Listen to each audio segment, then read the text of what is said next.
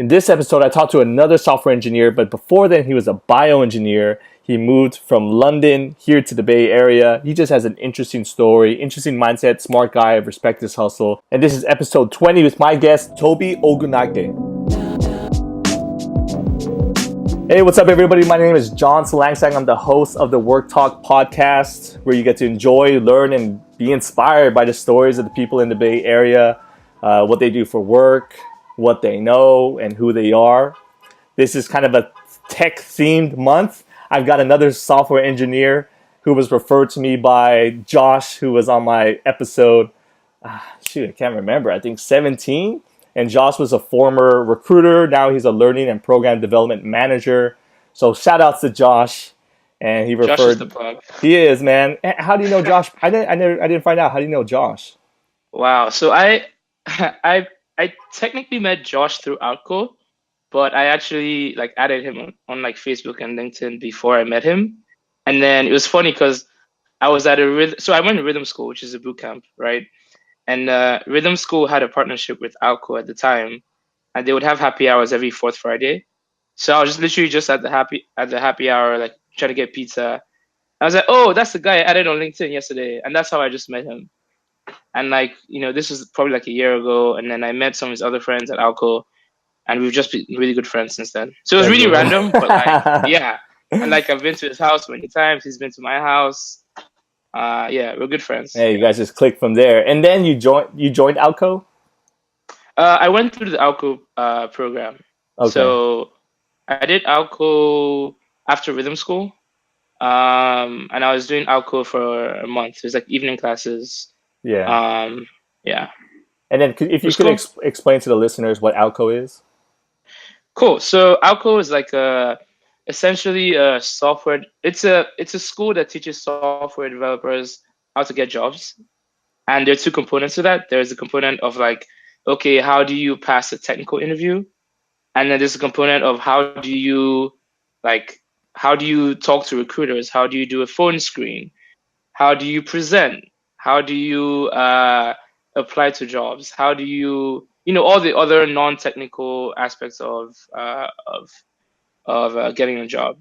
Yeah. So they basically, Alco is super useful. I mean, I recommend Alco to everyone who I know is looking for a job in tech. Like some of the stuff they tell you might sound obvious, but I think it is very useful, especially for me. One of the biggest things I took from Alco was the whiteboarding sessions. For the technical interview? Yeah, for a technical interview. So what we would do is that we would break up into groups of 3.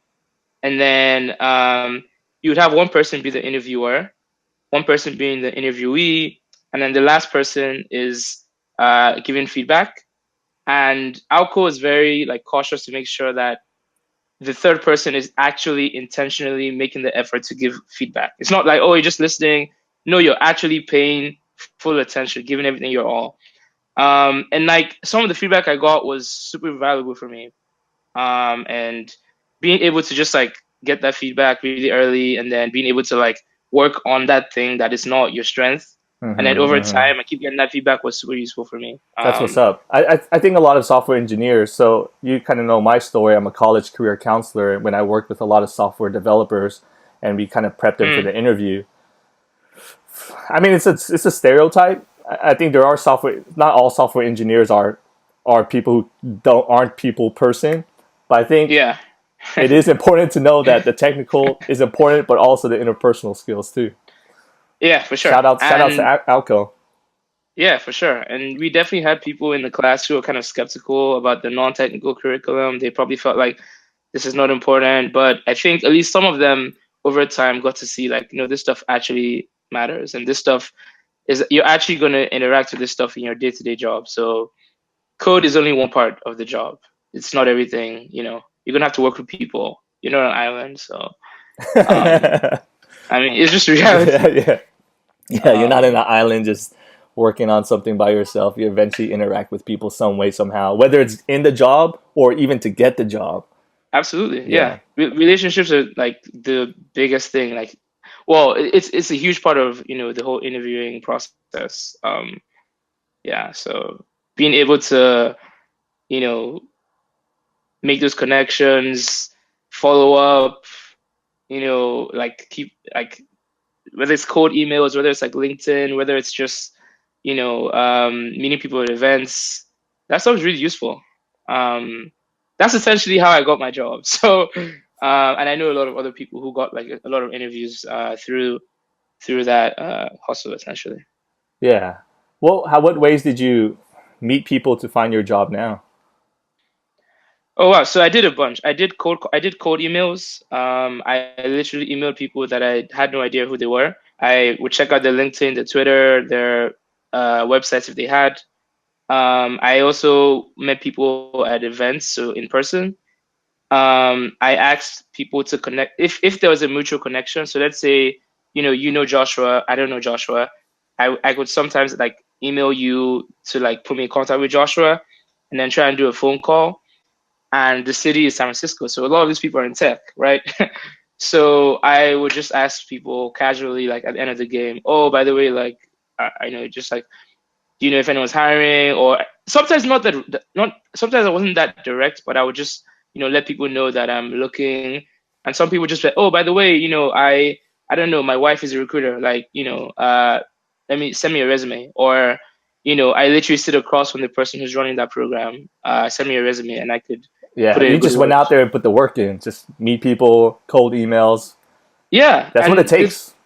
yeah, exactly. Yeah. And you have to try a bunch of different approaches. Like, yeah, Yeah, I'm sure. I'm sure Josh would be proud because I met Josh at a presentation at City College of San Francisco where he gave his tips on finding a job, which was to find the person's email, to use LinkedIn. So everything you're telling yeah, me is, I'm sure Josh would be proud. He'd be like, "That's what's yeah, up." yeah, yeah. Yeah, no, And that stuff is useful. Like I remember when one thing Josh said in one of our outro classes was that sometimes people feel weird about adding people on LinkedIn, but the entire purpose of LinkedIn is to have more connections. That's the only reason why so it's like, why are you skeptical of adding people? That's why LinkedIn exists. It's right, literally to grow your network, I'm right? laughing because same thing people tell me is I don't want to sound creepy, but I'm like, this is not Facebook where people Yeah, have a private exactly. account. This is LinkedIn. It's like they're giving you permission to stalk them because they wouldn't be on. I don't want to use stalk because that's a weird word, but you know what I Yeah, mean. They wouldn't be on LinkedIn if they're not open to talking. yeah, exactly, That's cool. exactly. Hey, I want to jump into your story just because I think you have an interesting one from not just you know physically moving to different places to eventually come here to the Bay Area, but also your background in Yeah, bioengineering first, and now you're in software, and yeah, then also you write you. I'm not sure if you still do different scientific articles. So I'm just like yeah, shit. I'm like, what's up with this guy? This guy's kind of cool. So if you could kind of tell us like yeah. your story, and then we'll kind of go from there, man. So my background is like varied. Like I studied chemical engineering in college. I went to school in England. And chemical engineering is a discipline that's very, very broad. There's a joke that chemical engineers don't really know what they want to do, so they study chemical engineering. And like, a lot of students who are in the degree, we did the degree to some extent because, like you wanted to do something that's technical, you're good at math, you kind of wanted options, but you weren't really sure what you wanted to do in the future. It's not like CS, people who typically study CS, they typically want to be software engineers or maybe UX designers or product managers. Like you can see the goal they want. They can see the end goal from what they study. Or like someone might study nursing, they most likely want to be a nurse. Chemical engineering, like I could give you a cross section of all my friends, and they're like in 20 different industries. There's people working in like food, there's people working in like chemicals, there's people working in energy, in transport, in like there's people working in investment banking, in finance, very, very broad. Investment banking? Yeah.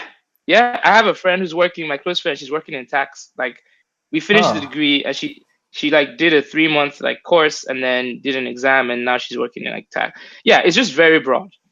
Right, Um right. That's so interesting. like I knew like I want to do something kind of technical. I wasn't sure exactly what I wanted to do, so I tried different things. So my first actual internship was at a chocolate factory, which is obviously very different to what I'm doing right now. But I was interested in like manufacturing and like, the whole like I was at the time like the whole digital like robots, everything like being like forward thinking and like how do we make things and how do we make things efficiently and how do we produce things? How do we make sure things are safe? That's kind of why I wanted to work in that industry. And then I worked and I was like, okay, I don't really want to do that. It was cool experience. I learned a lot, but I don't want to work in a factory longer term. Right, right. And then I had another internship at a solar power nonprofit. Again, very different. Both of my parents worked in energy, so I was like, okay, cool, energy must be interesting. But I wanted to work in like renewable energy as opposed to like oil and gas. And I tried that. It was a smaller company. Again, learned a lot, but I felt like that wasn't really what I wanted to do longer term. And what And would you like? then, What kind of stuff are you doing at that place? which one? The At the non, you the said the nonprofit, the so the renewable nonprofit. energy. Like, what kind of Yeah. work did you do? I there it was a short internship. I remember I did a bunch of research and I wrote some articles to basically try and help convince people who are trying to go solar about some of the different options they had. Because at the time there was like there was a groundswell of people who thought like solar power was cool, but they didn't really know their options into how they could actually go solar and like what the economic options like incentives were in the different states. So that was more like essentially like a research type, research and writing type of role, Right, if that right. makes sense. Got it, got it. Um, yeah, so that was cool. That was interesting. Um, and then I went back to college. And then I had this class about biotech in my final year. And I just absolutely fell in love with biotech. My teacher was amazing.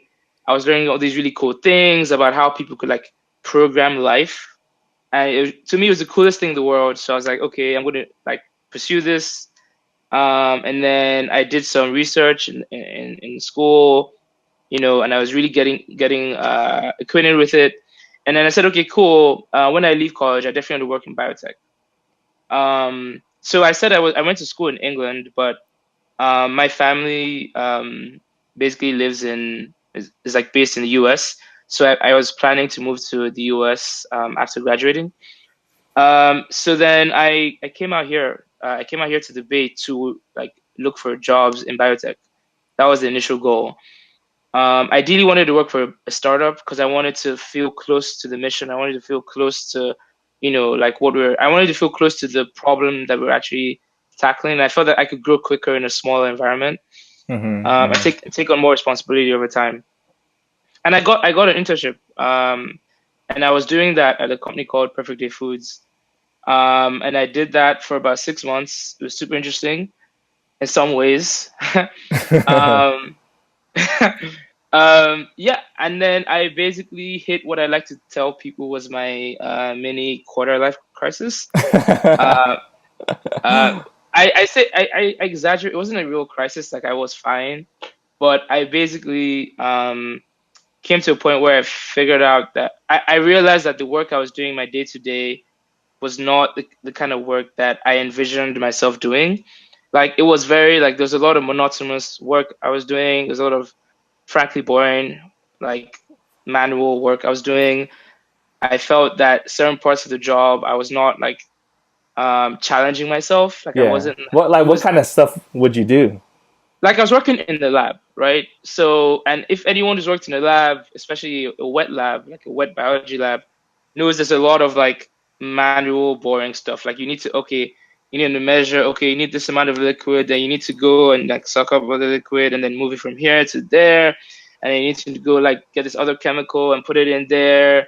And then you need to wait. And then on and on and on and on and on and on and on forever. It was, I mean, I really, really applaud people who work in labs because honestly, I don't think anyone could pay me enough to do that long. Like, don't get me wrong, I still think the mission of the company is really cool. I still think that they're doing important work.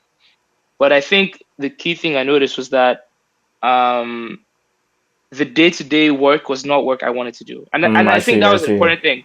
I never really thought about that before. I was more like I basically fell in love with the mission of biotech. I was like, this is so cool. And I And fell you're in at love that with time you're writing articles about it too, right? And I weren't was you doing like exactly you're doing like presentations or you're like a mentor and stuff too, right? yeah, Hmm. I was basically trying to make sure I was volunteering at like Yeah, you're all conferences. in. You drank the Kool Aid. Yeah, You're in it. I literally I was drunk on the Kool-Aid. Fully I was drenched in the Kool-Aid. Um and I think one thing I didn't realize as well is I didn't realize the time scale. So a lot of the things I was really excited about in hindsight, it's obvious now to me, but at the time I wasn't aware of. A lot of things I was really excited about were going to take like maybe 10, 15 years to happen. And what actually changed my mind was I went back to Nigeria for Christmas in 2016, December. And I went back and I saw a lot of my friends like who I grew up with. Like one of my friends I've known since I was 5 years old. And they had gone to school in the US and they went back to Nigeria and they were building tech startups. And I was like, wait, this is really amazing. Like you guys we're all the same age, like we grew up together. And they had sufficient skills to be able to do something so bold, and they were able to essentially like do stuff by themselves. And I thought that was the coolest thing. So like I would ask them questions like, oh, like what is this? Like what are you guys building? Like what does it even mean to program? Like I just asked them Yeah, little yeah. questions. And over time I was like, okay, cool, I'm gonna try this programming thing. Um I had like 2 years before that I'd done like some online classes like in 2014 where I like made like a static website for my sister's wedding. Just like Mm-hmm. pictures of our family and stuff. But then I did it up to a point, and then I went back to college, and I was so busy with college like coursework, I just didn't follow up with it. Yeah, you're too busy being drunk on your biotech. Exactly, yeah, too busy on that. And then and then and then yeah, when I came back January 2017, I was like, I'm definitely gonna try this programming thing seriously. I'm gonna like try it. And then what I did was I went to First Step Coding. So First Step Coding, they are like a bootcamp. What that means is that they offer classes over 1 month, and they're for people who think they're interested in programming but don't want to like invest all the money to actually go to a bootcamp. It's basically like validation to see if you actually are interested. That's good. Yeah, because some boot And camps are pretty expensive for some people. That's like a few yeah, no, G's for some. yeah, no, they are. We could talk about that later. Yeah, they are expensive.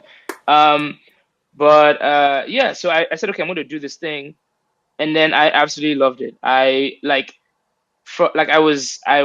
was captivated from like the first class. Like I was like, oh my god, I'm using my brain again. Like this, I'm challenging myself. Like I'm I am I have a brain and my brain is being used. As opposed to me doing like really manual monotonous work, I was actually challenging myself. It more and more excitingly, I was also seeing the progression really quickly.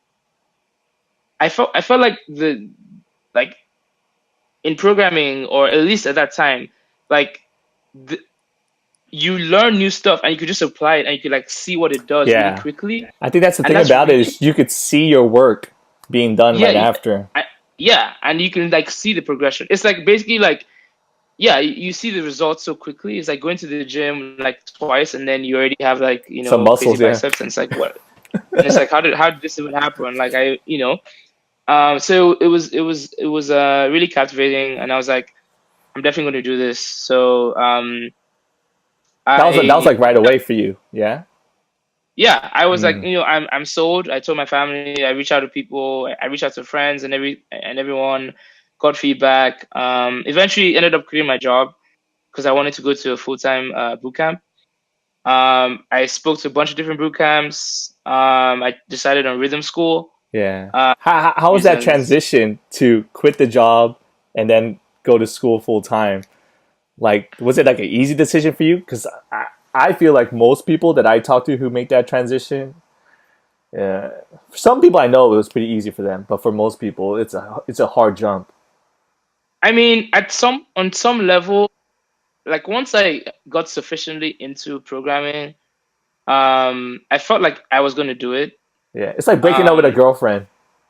yeah, I just like I was like, this has to happen some way. I'm just gonna have to try and figure out a way to do it. It's kind of like when I moved to the Bay Area. It's like I don't really know how this is gonna work out, but I'm gonna try it. Like I would much rather try it and like fail or not have the desired outcome than not try it and Mm, be thinking about what would have happened if I didn't do it. I was like, no, I'm gonna do this.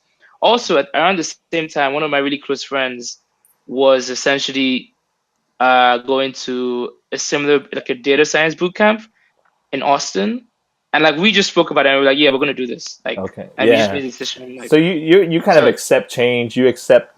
You're kind of just adaptable. You've already got that mindset already, so it was easy for you to take that risk, or easier to take that risk compared to some people. yeah, I would say definitely easier. I mean, I've moved a bunch of times in my life, and one of the things with moving so many times, you just have to be like open and like adaptable to be able to like move with the wind essentially. Um, so Yeah, yeah, I think that's it's good. probably I won't Respect. say it was easy. I won't say it was easy, because definitely the first month of the boot camp was challenging. Like it was like, whoa, like what is this speed? Like what is everything? It's basically like it felt like we were on a rocket ship and everything was just like moving. I was like, whoa, wait, like slow down, slow down. And you know, there were some things that helps like with that process. One was obviously the fact that other people were going through that journey with you. So there was that sort of that sense of community that you guys are sharing in this experience. Um, and also I felt like rhythm school had a smaller they have small class sizes. So my class size we were 10 and there were three teachers. So that was really really amazing. Like that was the ratio of students to staff was really really Yeah, amazing. you got So a that lot of was that something good that meant attention. yeah exactly. So that was definitely a huge plus, and that definitely eased a bit of that transition, especially in the first month Hmm. for sure. So then, how was the transition from? Do you feel like the boot camp? You did boot camp and you did outco, and those were kind Yeah, of like two resources that prepared you to get the job. Is that right?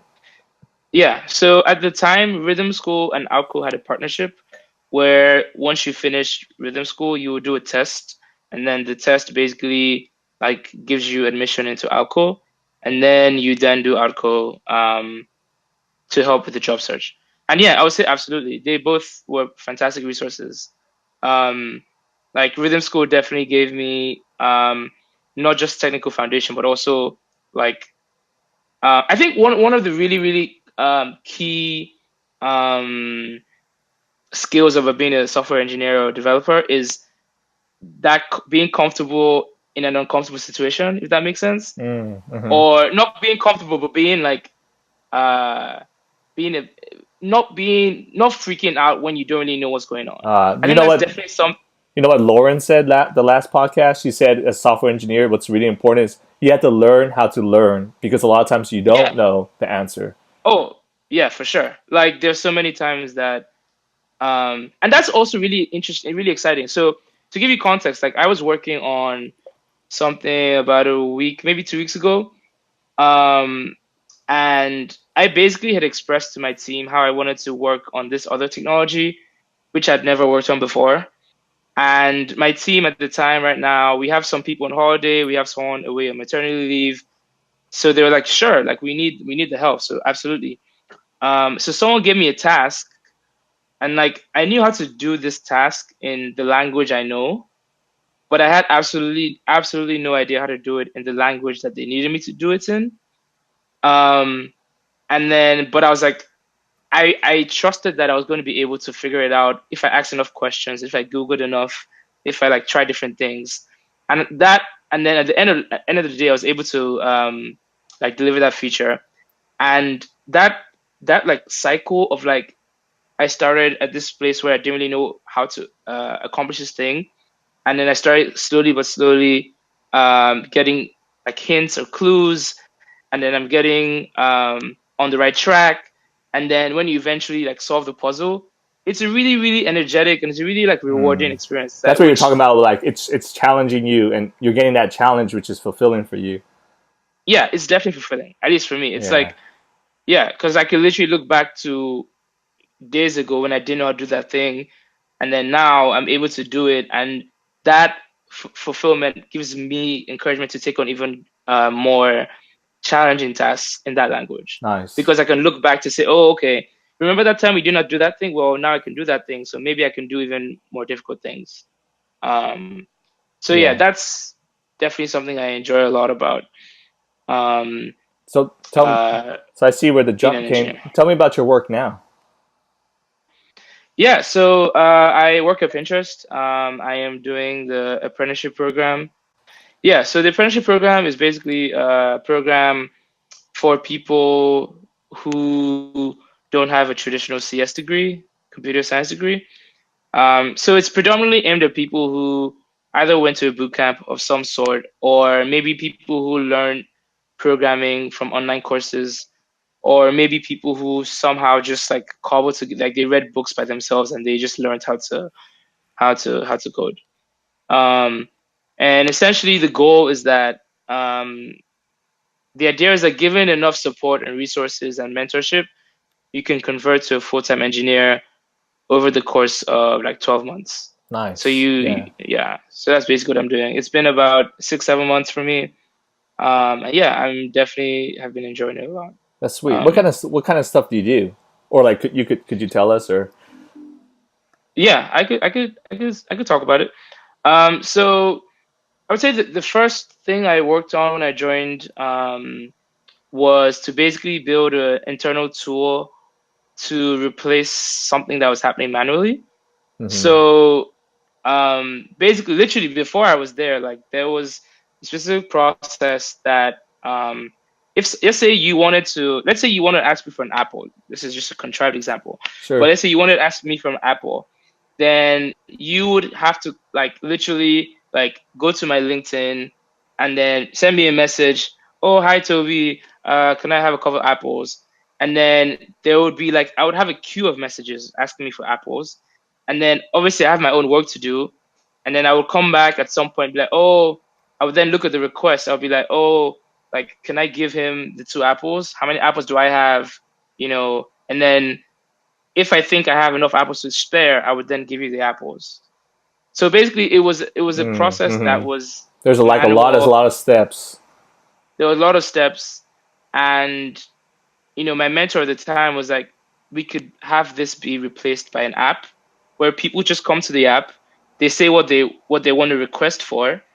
The app then does the logic of saying, is this a sensible request? Like you can't ask for 1 billion apples if we have 10 apples because we don't have that. And then if it's a sensible request, we then give you the apples. So that basically frees up the time it would have taken Got it. for a Got it. person to So go through all those improve manual. that whole process. Yeah, so that was really cool. And that was a project I worked on from the ground up. Like I started it from the beginning, and it was kind of really cool to just like come to such a big company like Pinterest and then be able to like create this small thing, which is like saving like developer time. Mhm. Developer time equals money Money. because Yep. Yep. yeah. So it was that was the first thing I worked on, which was pretty cool. Nice. After that, I've worked on other projects. A lot of all the things I'm working on have been internal tools.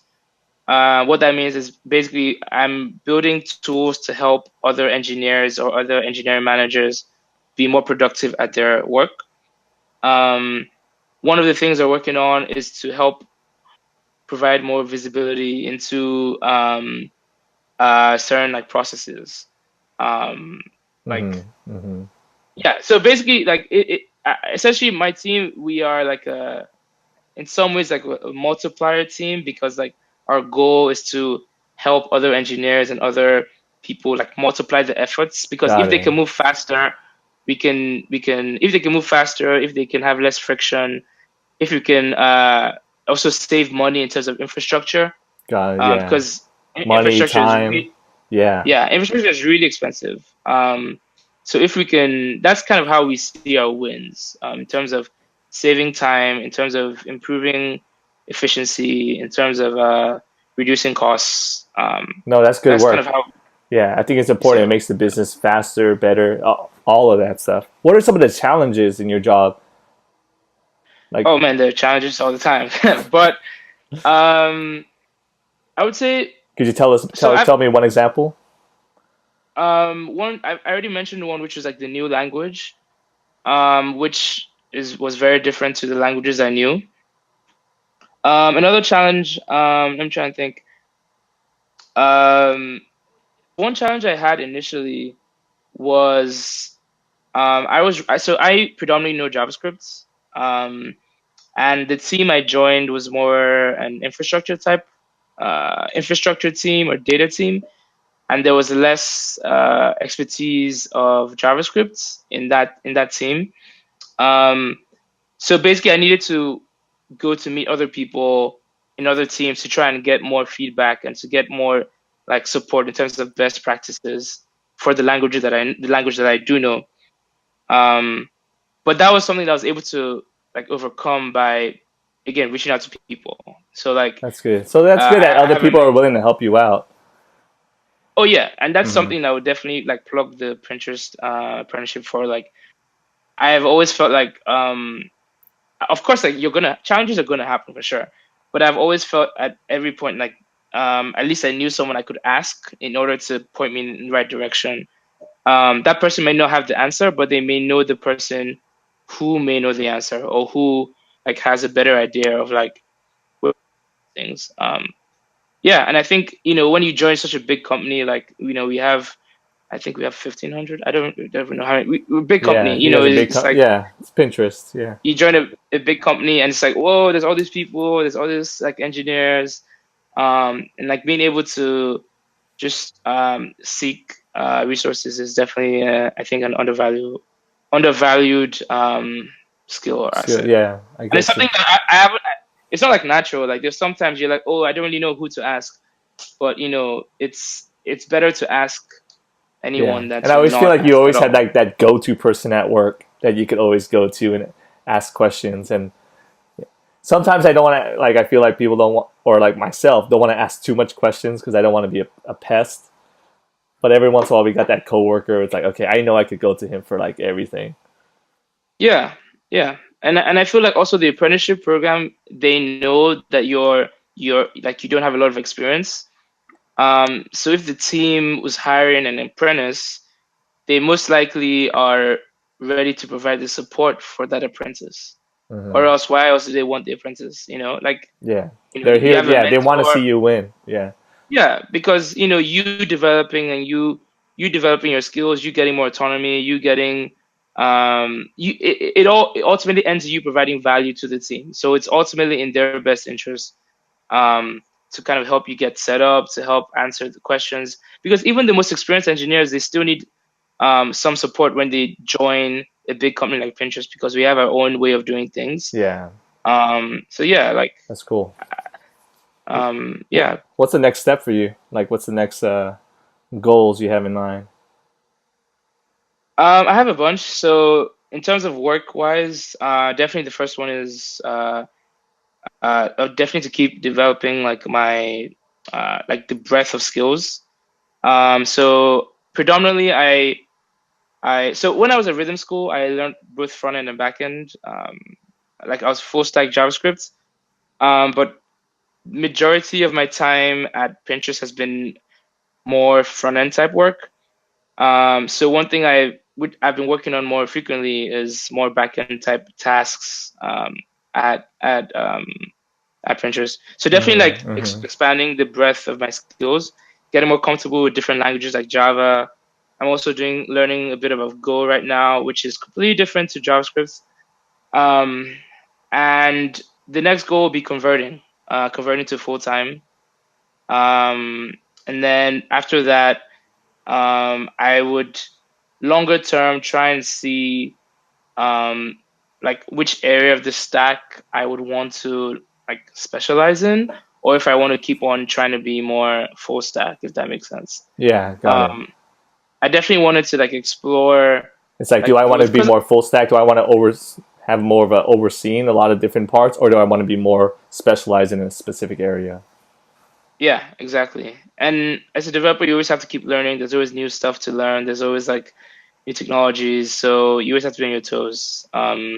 Yeah. So yeah, there's never like a point of, oh, I've made it. It's always like, You okay, no, always this, constantly learning. There's always gonna be a new language that comes out, and you're gonna have to learn that new yeah, one again.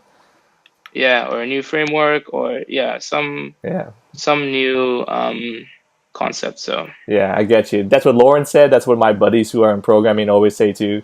You're always constantly learning because there's always something new coming out. That's what's up. yeah, With a lot of exactly. respect to the work you do. You're saying that the boot camp really helped you. Cost wise, what do you think about that? I went to Rhythm School. Rhythm School is one of the more expensive boot camps. They do offer scholarships. They offer during different cohorts. They offer different scholarships. So I think in my class there were a couple women-only scholarships, and I think they've had different criteria for scholarships over time. Oh, no, But that's good. one thing I would say is Rhythm School offers 100% tuition refund if you don't get a job after 6 months. If you can Hmm. prove, obviously, that you were actually like doing the work, right? They're not going to give you a refund if you didn't do any work and get a job. So that was something that gave me a bit of confidence in the sense that, yeah, it's a bit more expensive, but they are so confident in not only the skills, but they're giving you technical and non-technical, that they believe that you will definitely find a job. Yeah. Um, Yeah. yeah, so that gave me a bit more confidence. Also, the smaller class size is definitely a huge benefit. And they partner with a couple of loan providers, so you can finance your loan. I financed my loan. Yeah. I think most people did. Yeah.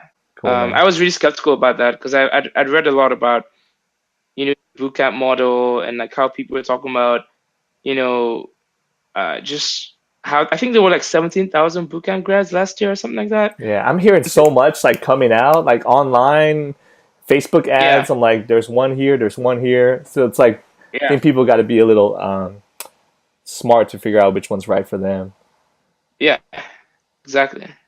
Very cool. Um, That's it, man. Hey, I really appreciate you telling me your story, dude. I think it's really cool. A lot of respect to the hard work you put in, and good luck Thank with you. the rest of what happens. And we'll definitely stay in touch. I'm following you on Twitter Yeah, and stuff. I like what you've got going on, your philosophies, and any person that knows Josh to me, I became a fan of Josh not only after his presentation, but when I you watched became a fan of Josh. I yeah, love I it. became a fan. Not like a super fan, like I'm a groupie. Like, hey, it's more like, hey, that's what's up. I respect the guy. Like, but after I watched his TED talk, that's when I was like, I just like the way Yeah. he's thought. So, and I always believe in iron sharpens iron, and your vibe is your tribe. So it's Hmm. like just knowing that, hey, like I'm gonna try to see what I could do to bring value to him, and Hmm. I'm always here to ask if maybe there's something he might be able to provide me with, but just keeping that real relationship going on, I think is important. And so yeah, just happy to kind of meet him, to meet you, meet Lauren. Yeah. Yeah, I Yeah. really Same here, respect what you guys man. are Thanks doing. for reaching out. Yeah, I definitely respect the hustle and like, I know it's not easy to like try and create podcasts and like try and create a brand and just try to, venture into the unknown on the unknown. So yeah, definitely. Good luck to you. I'm sure we're gonna stay in touch. So Yeah, man. And if there's anything for I could sure. do to help you, feel free to reach out to me and let me know. And if any of the listeners want to contact you, how should they Yeah. do so? So Unless you're like, no way, keep my information blank. no. Twitter is a good way. LinkedIn is a good Okay. way. I'll add Those are those in the probably the best ways. descriptions. Okay. I'll add those two Yeah. on the Yeah. descriptions. All right. That's what's up, man. Thanks so Cool. much, Yeah. Tobi, for chatting, man. Yeah. Yeah. Thanks for having me, man. All right, man. All right, listeners, All take right. care. Hey, if you guys enjoyed this episode, it would mean the world to me to leave a comment or message me and just tell me what you think. It's the fuel that keeps me going. You can find me on any of my socials, Facebook, Instagram, Twitter, at Work Talk Podcast. And you guys have a good one. Take care.